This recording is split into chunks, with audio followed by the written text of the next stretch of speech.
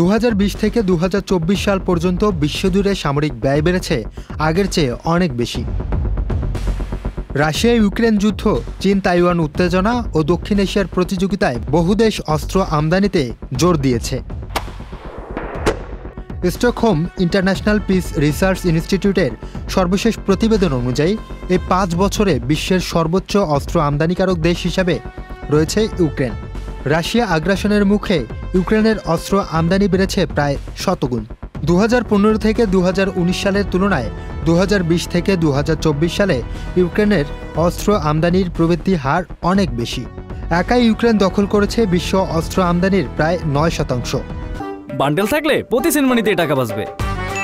বিকাশ send money bundle কিনে জিতুন প্রতি লেনদেনে। দ্বিতীয় অবস্থানে আছে ভারত, যাদের অংশ 8.3%। যদিও আগের সময়ের তুলনায় ভারতের অস্ত্র আমদানি সামান্য হ্রাস পেয়েছে।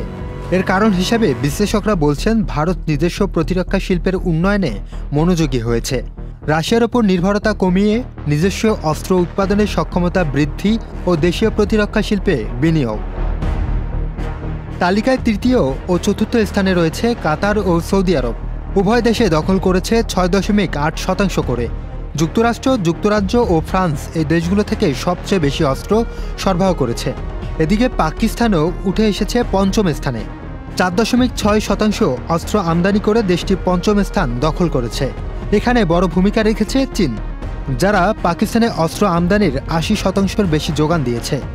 এদিকে জাপান, অস্ট্রেলিয়া, মিশর, যুক্তরাষ্ট্র ও কুয়েত শীর্ষ 10-এ রয়েছে।